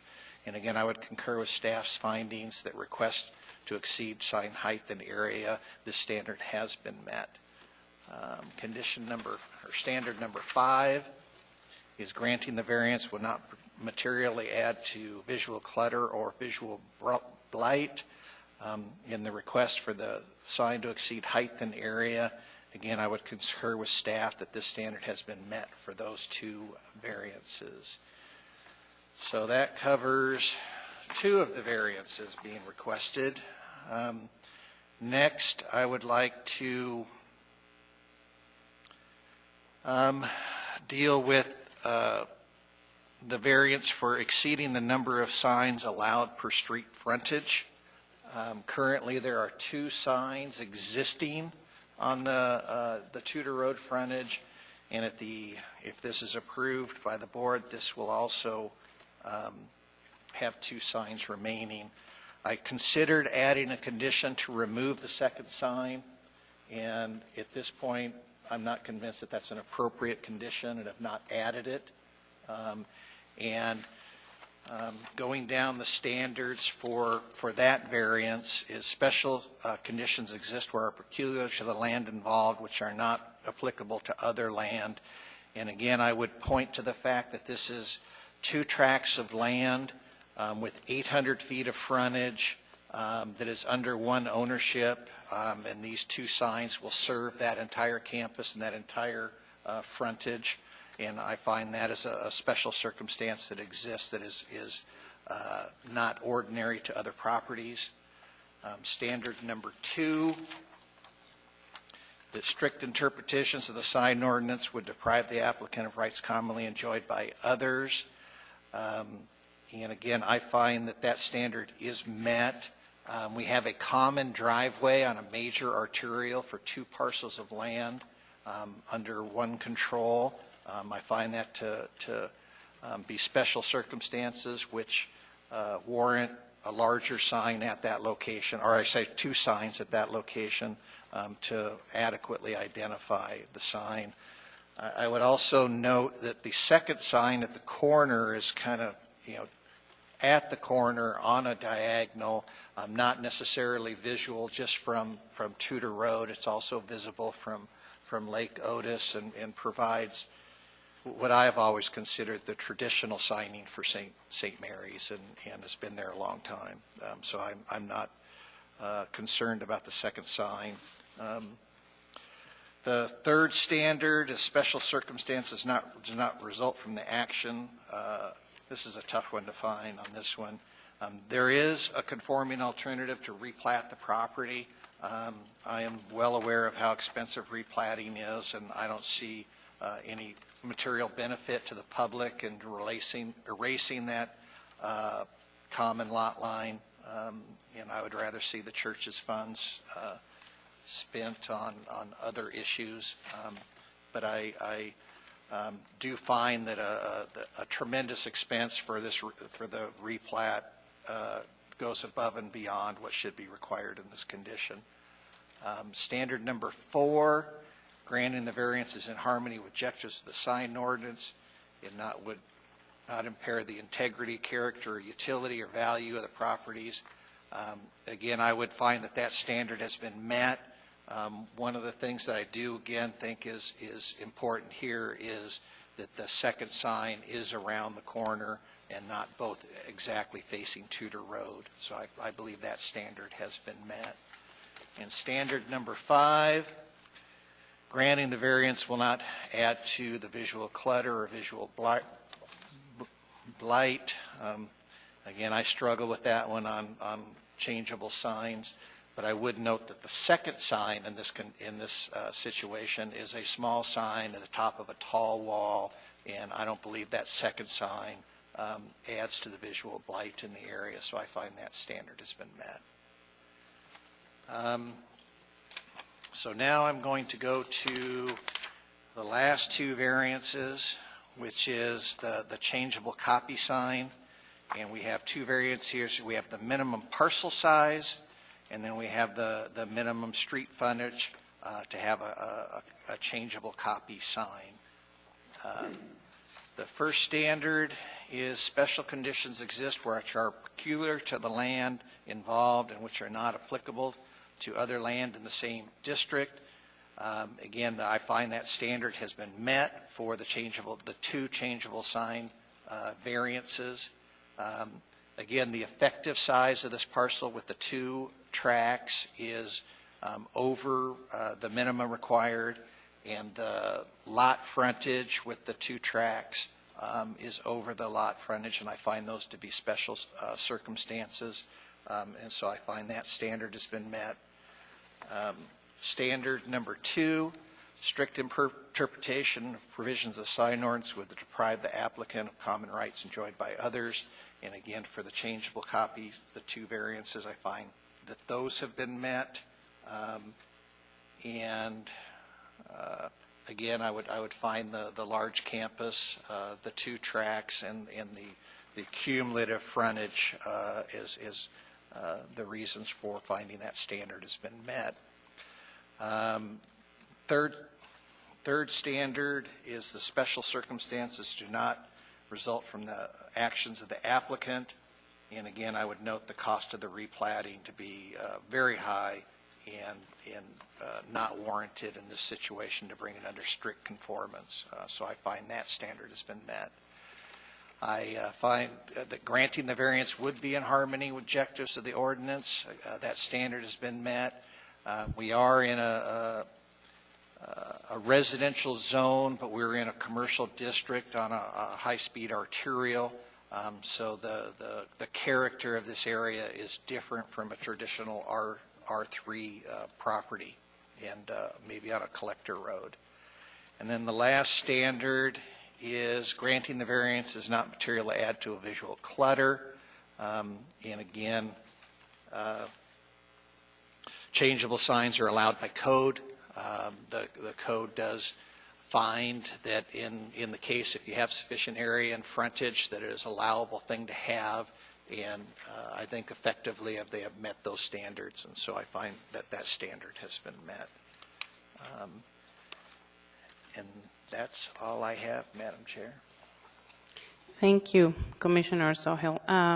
Commissioner Winchester, would you like to speak to the motion? Yes, Madam Chair, thank you. I intend to support the motion, and I would like to further add that Mr. Sawhill's done an absolutely stellar job of going through what is a very complex sign ordinance, and it would have been really great if somebody had written that up for us earlier. Just FYI in the future, probably never see you again.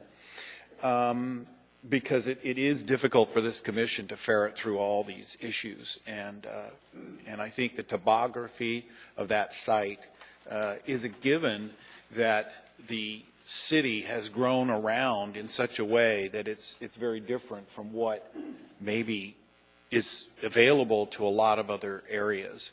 Certainly the commercial district that's developed around you and now administratively forcing you to replat just so you can get a little bit larger sign or a sign that does a few things, I think is a part of our sign ordinance that isn't necessarily required. And so it's a good place to come to a variance.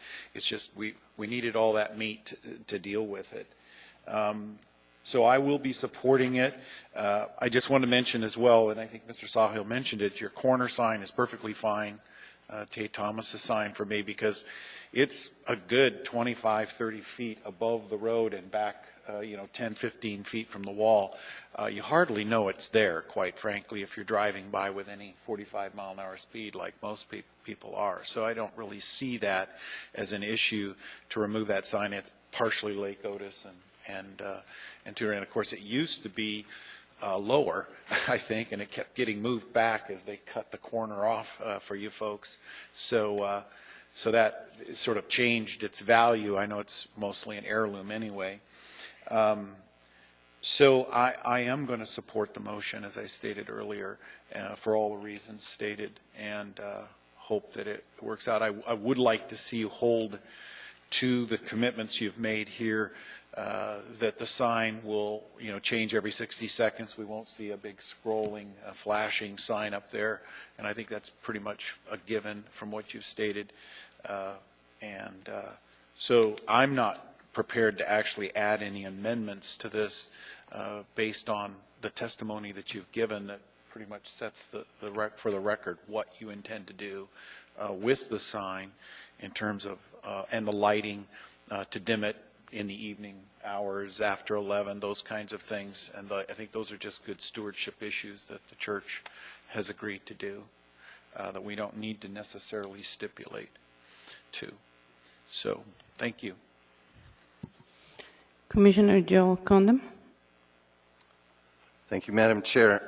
I do not intend to support the motion. I find that staff's arguments against the variance is convincing, and my feeling is that signage is a failure to find a better way to communicate, a more compelling, a more effective way to communicate.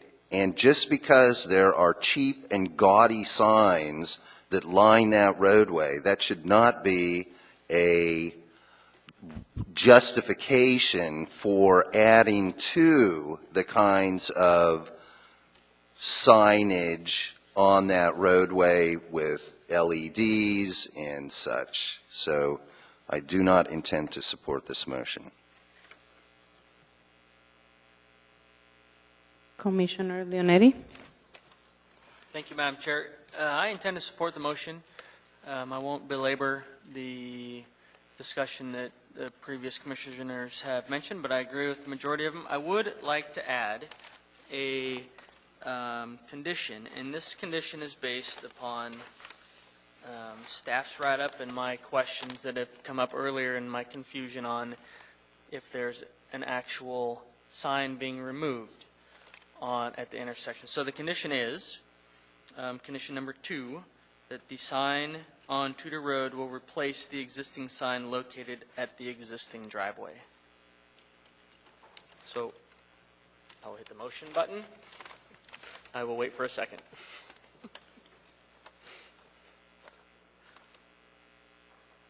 Okay, we have a motion by Ed Leonetti to add condition number 2, that the design sign will replace the existing sign at the Tudor Road. And we have a second by Jim Sawhill.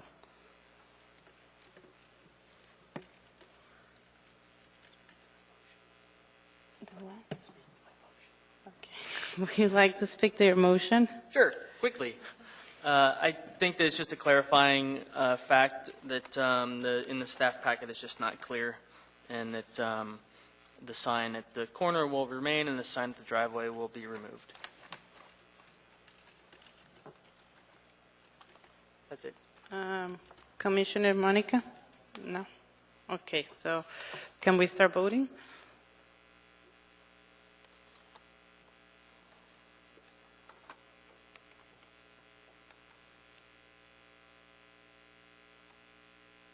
The motion is approved. Now we go back to the main motion. Monica Emerton? Thanks. I just wanted to make a couple comments. I tend to actually agree a bit with Commissioner Condon that I have a hard time approving larger signs. It does seem like you have a lot of special things going on here. I hate LED signs. I hate them. And it doesn't matter to me what's scrolling, because half the time you're driving down the road, it's not what's scrolling, it's how bright the sign is, which we got a public comment that I really appreciated. And he actually did some research, and it was the IDA Outdoor Lighting Handbook that he quoted that talked about the brightness that the sign will be at night, which I think is very important up here because it does get very bright, and you guys are in a very dark area of town, and I feel like that could be something that would blind people as they go down the road. I don't know if you guys got a chance to see this, and I don't know if any of the commissioners did research. I don't know if this is something we need to make a motion to amend on, or if it's just something that I feel like stating right now, but I did very much appreciate his comments that actually had, when it is dark outside, the sign should not be any brighter than, he has 100 nits, which I don't know what nit stands for, but basically it was quoted from the handbook, which I appreciated. So I am waffling right now between doing a motion to amend, or so that we have another condition that states the sign will not be any brighter than this, because I feel like it is in a very dark area of Tudor that could then cause some blinding as people get on the road, and if it hits ice glare or anything like that. So I am waffling right now. I think right now I'm comfortable with just stating that this was submitted, and I really would strongly suggest the petitioners adhere to this. Like, doesn't really matter to me whether it's the sign is scrolling or not, it's how bright it is, because in the summer it's not that big a deal, but in the winter it's very easy to be blinded with it coming off the snow and everything else. So it doesn't matter. It's 4 o'clock in the afternoon. It's dark. So, that's my comments. Thank you. Do we have any additional discussion? No, we can start voting.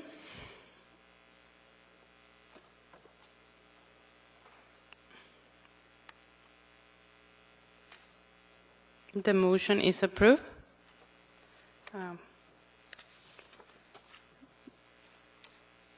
We have division recommendation number 1 and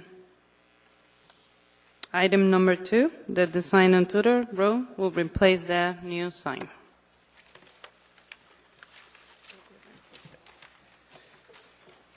Thank you.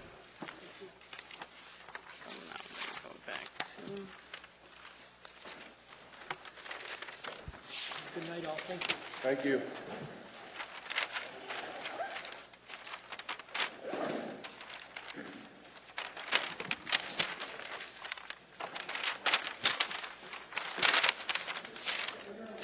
Do we have, I just have a fast question. That Monica Emerton's going to continue in the commission? Yes? Who else was up? You? And you're going to continue? Yeah, I'm going to continue. Okay, I've good. requested to continue. Okay, that's awesome that we continue because I think it's good. I think, can we adjourn the meeting? Can we have a motion to adjourn the meeting?